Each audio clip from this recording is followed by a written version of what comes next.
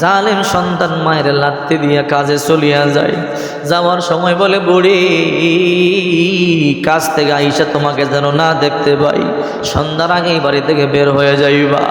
আহারে জনম দুঃখিনী মা পানি পর্যন্ত পান করে না, খাবার পর্যন্ত খায় না, মা শুধু কান্দে। সন্তান আমার লাথি দিল, থাপ্পড় দিল, জানি না আজকে কাজ থেকে আইসে আমার সন্তান আমার কেমন মাইটটা মারে। এরপরের দিন সন্তান কাজ থেকে আসলো, বিবি দৌড়াইয়া গিয়ে বলে, স্বামী আপনার মারে লাথি মারলেন, থাপ্পড় মারলেন, লজ্জা হলো না, বের হলো না? ও স্বামী আমার, আপনার মার এমনি ঘর থেকে বের করতে পারবেন না। বলে, কেমনে কি করলে বের হবে? বলে, একটা বুদ্ধি আছে। বলো কি বুদ্ধি? স্বামী আমার একটা সালার বস্তা রেডি করেছি, এই বস্তার মধ্যে বড়িয়া মুখ গামছা দিয়া বাঁধিয়া হাত পা বাঁধিয়া এই বস্তার মধ্যে বড়িয়া আপনার মাকে জঙ্গলার মধ্যে ফালায় দিয়ে আসবো। জঙ্গলার মধ্যে ফালায় দিয়ে আসলে বাঘ ভাল্লুক সিংহ কুকুর বিড়াল টানিয়া টানিয়া সিরিয়া সিরিয়া আপনার মারে খেয়ে ফেলবে, কাক পক্ষী পর্যন্ত টের পাবে না। জালেম সন্তান বিবির প্রেমে পড়িয়ে বন্ধ হয়ে গেল, পাগল হয়ে গেল। বলে, বিবি তুমি যা বললা তাই শুনবো, তাই রাজি হয়ে গেলাম। ঘরে গিয়া বলে, হে বুড়ি তোমারে না বললাম ঘর থেকে বের হয়ে যেতে, কেন বের হও নাই? মা বলে, সন্তান রে তুই কেমনে বলতে পারো বের হয়ে যাওয়ার জন্য? আমি মা তোরা জীবন থেকে বেশি ভালোবেসেছি, এত কথা শুনতে চাই না, ঘর থেকে বের হয়ে যাও।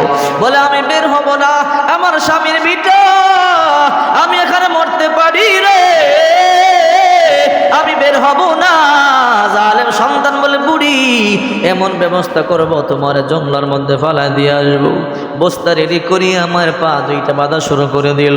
মা বলে, রে সন্তান আমার পা দুইটা কেন বাঁধো? বুড়ি তোমারে কত বললাম ঘর থেকে বের হয়ে যাও, কেন বের হলা না?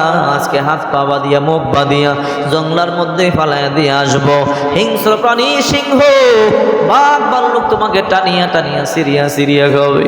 মা বলে, না রে সন্তান না, তুই এত বড় পাষণ্ড হইতে পারো না রে সন্তান, আমার সারিয়া দে। বলে, না না আজকে তোমার আর রক্ষা নাই, তোমার বহু বুঝাইলাম, বুঝতে চাও না। আজকে তোমার হাত পা বাঁধিয়া জঙ্গলার মধ্যে ফালায়া চলে আসবো। মায়ের যখন পা দুইটা বাঁধি, জনম দুঃখী মা হাত দিয়া সন্তানের পা দুইটা জড়াইয়া ধরে বলে, রে সন্তান তুই আমার হাত পা বাঁধিস না রে সন্তান, বুঝতে পারছি রে তুই আমার মারিয়া ফেলবি না, আমি আর তোর এই মুখ দেখাবো না, আমি চলিয়া যাবো, সারিয়া দে। না রে বলি না, তোমার আর সুযোগ দেওয়া হবে না, আজকে তোমার হাত পা বাঁধলাম, তোমারে মারিয়াই ফেলবো। এবার মায়ের যখন হাত দুইটা বাঁধে, মায়ের চোখ বায়া বায়া ঝর্ণার মতো পানিগুলো পড়ে। মা বলে, সন্তান এই হাত দিয়ে তোরে আমি কত আদর করেছি, এই হাত দিয়ে তোরে আমি খাবার খাওয়াইতাম, আজকে জনমের মতো আমার হাত দুইটা কেমনে বাঁধরে সন্তান? আমার হাতের বাঁধন আর আমার পায়ের বাঁধন খুলিয়া দেয়। জালেম সন্তান কোনো কথাই শুনে না, মায়ের হাত পা বাঁধিয়া এইবার যখন মায়ের মুখটা গামছা দিয়ে বাঁধবে, মা একটা চিৎকার দিয়ে বলে, আল্লাহ এই দুনিয়ার মধ্যে আমার আপন বলতে কেউ নাই, আমার সন্তান আমার হাত দুইটা বাঁধলো, পা দুইটা বাঁধলো, এখন আমার মুখ বাঁধবে, মুখ বাঁধিয়ে বস্তার মধ্যে বরিয়া জঙ্গলায় ফালা দিয়া যাবে।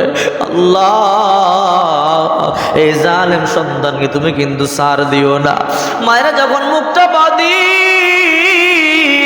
মা চোখের পানিগুলো সারিয়া কান্দে, সন্তান আমার মুখ বাঁধিস না রে সন্তান আমার, আমি এই মুখ দিয়ে আমার মাওলা পাকের জিকির করি, এই মুখ দিয়ে দুরূদ শরীফ পড়ি, এই মুখ দিয়ে কোরআন তেলাওয়াত করি, এই মুখটা তুই বাঁধিস না। জালেম সন্তান কোনো কথাই শুনে না, মায়ের হাত পা বাঁধিয়া মুখ বাঁধিয়া বস্তার মধ্যে পড়িয়া স্বামী আর স্ত্রী টানিয়া টানিয়া জঙ্গলার মধ্যে নিয়ে যায়। জঙ্গলার মধ্যে নিয়ে সন্তান বস্তা ফালাইয়া দিয়ে চলে আস। একদিন, 2 দিন, 3 দিন চলিয়া যায়, মায়ের কথা মনে পড়ে না। হঠাৎ করে 3 দিন পরে মনে হলো, আহারি মাকে তো বস্তার মধ্যে পড়িয়া জঙ্গলার মধ্যে ফালা দিয়ে আসলাম, যাই দেখে আসি মা কেমন আছে, কি অবস্থায় আছে। ওই জালেম সন্তান 3 দিন পরে হাঁটি হাঁটি পা পা করে ওই জঙ্গলার মধ্যে চলে গেল। যেই জায়গার মধ্যে মাকে রাখছিল, গিয়ে দেখে আশ্চর্য ঘটনা, ওই জায়গার মধ্যে মা নাই। ওই জায়গার মধ্যে মায়ের মাথার খুলি দেখা যায়, হাড় দেখা যায়, রক্ত দেখা যায়, সিরা সিরা গোস্ত দেখা যায়। ওই জালেম সন্তানের বুঝতে বাকি নাই, আমি আমার মায়ের রাখিয়া গেলাম, ভাগ বাল্য কুকুর শিয়াল টানিয়া টানিয়া মায়ের খেয়ে ফেলছে। ওই জালেম বাড়িতে চলে আসলো, অন্তরে শান্তি নাই রে, আগুন ধরে গেছে।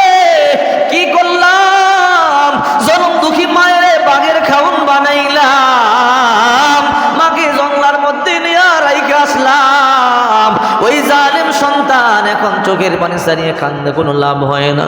কয়েকদিন যেতেই না যেতেই হাতের মধ্যে ফোড়া উঠলো, হাতের ফোড়া পচতে পচতে কবজা পর্যন্ত পুছিয়া গেল, দুর্গন্ধ বের হয়, মানুষ পাশেই থাকতে চায় না।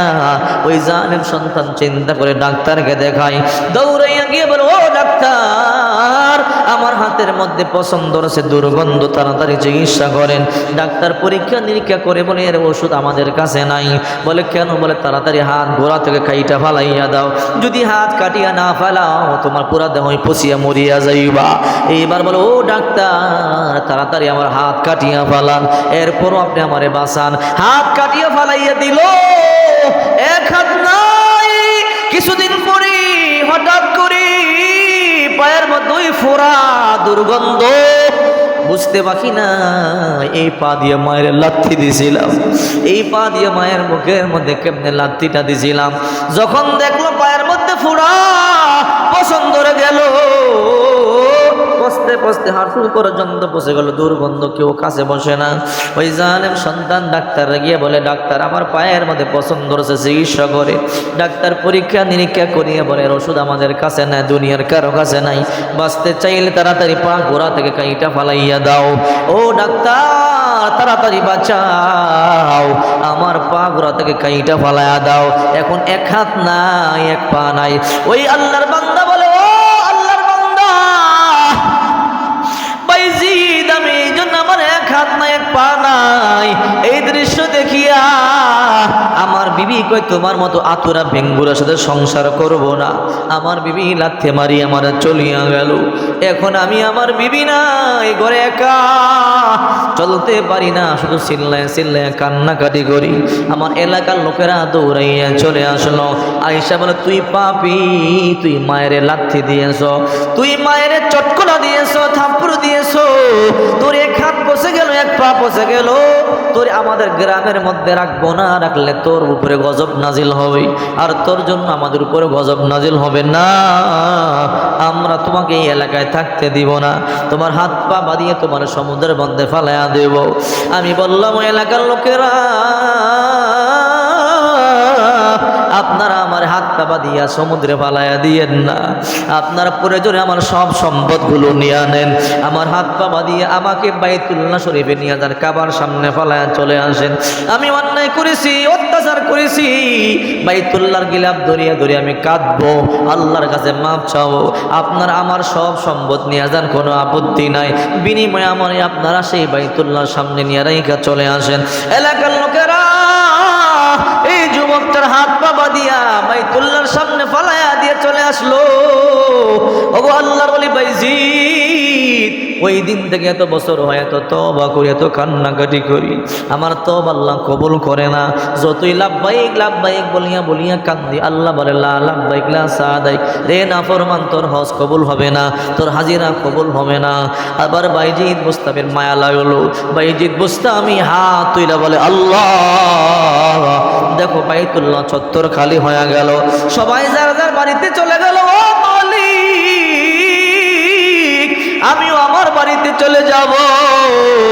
এই অবস্থায় একা একা সাফা পর্বতের পাদদেশে আমি তারে কেমনে রাইখা যাই?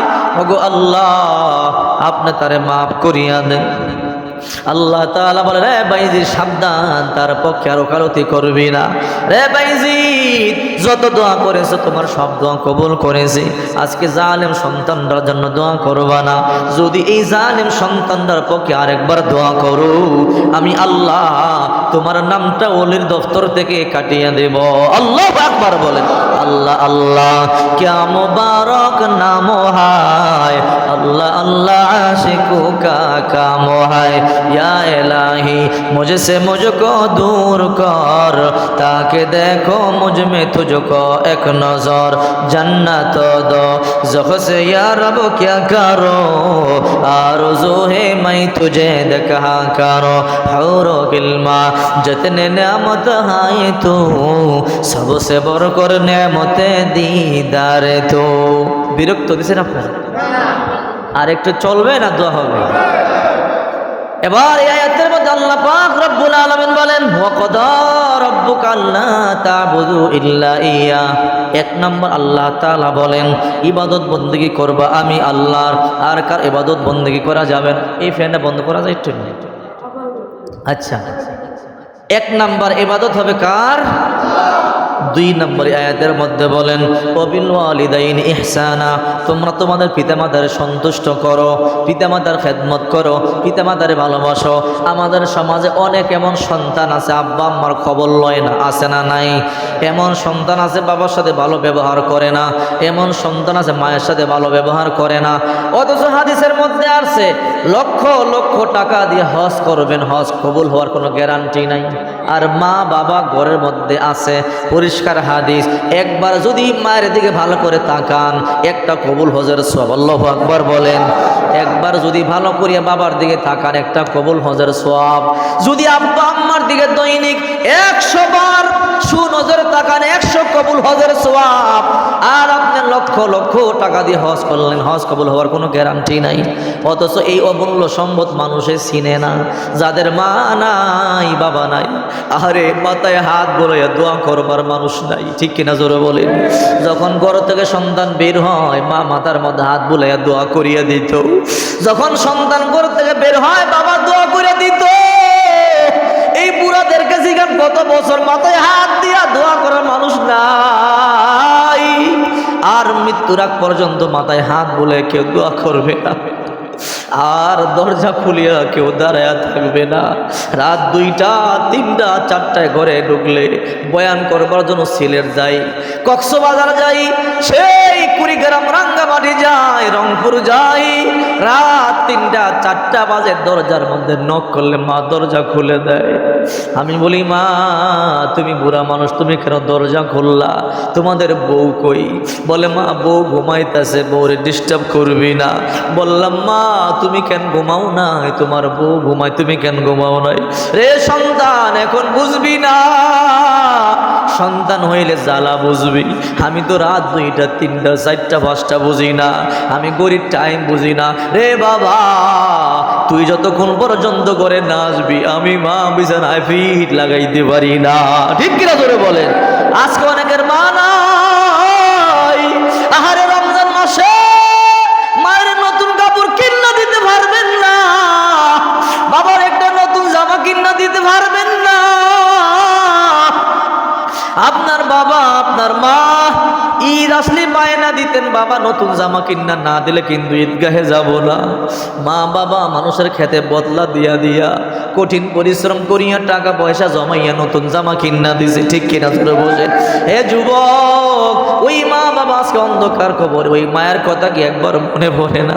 ওই বাবার কথা কি মনে পড়ে না? এই জন্য যাদের আব্বা আম্মা আছে গো খেদমত করো, আব্বা আম্মার পাও ধুইয়া দাও, পাঞ্জাবি ধুইয়া দাও, বাবার লুঙ্গি ধুইয়া দাও। বাবা ঘুমাইয়া থাকলে হে সন্তান বাবার নুকটি কাটিয়া দে। বাবা যখন ঘুম থেকে জায়গা দেখবে আমার পাঞ্জাবিটা ইস্তারি করা, আমার হাতের নখগুলো কাটা। বাবা যখন ঘুম থেকে জায়গা দেখবে রে আমার পাটা সুন্দর করিয়া নখগুলো কাইটা দিছে, এটা আর কেউ নয় আমার বড় সন্তান আব্দুর রহিম। বাবা মা দিল থেকে একটা দোয়া করবে, এই দোয়াটা করতে দেরি,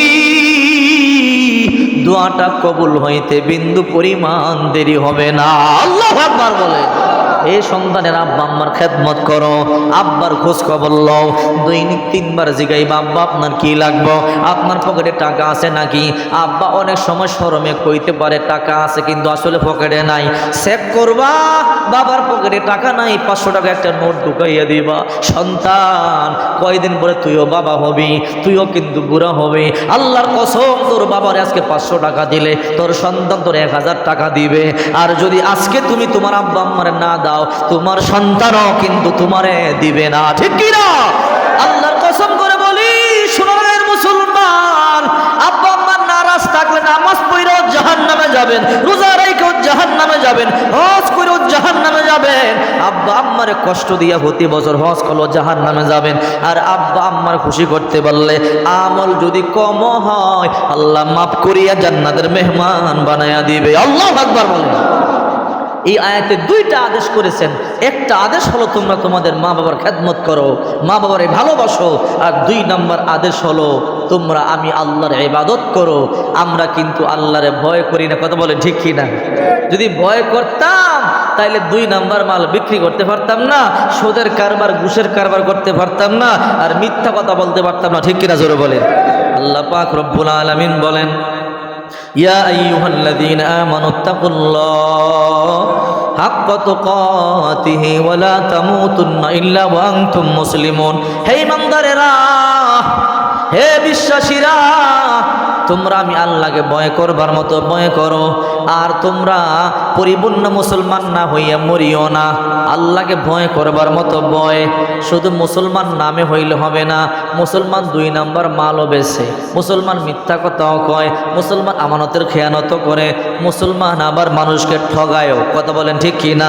সে মুসলমান হইতে পারে না এখনো পর্যন্ত, মুসলমান মিথ্যা বলতে পারে না, আজান শুনলে মসজিদে না আইসা পারে না।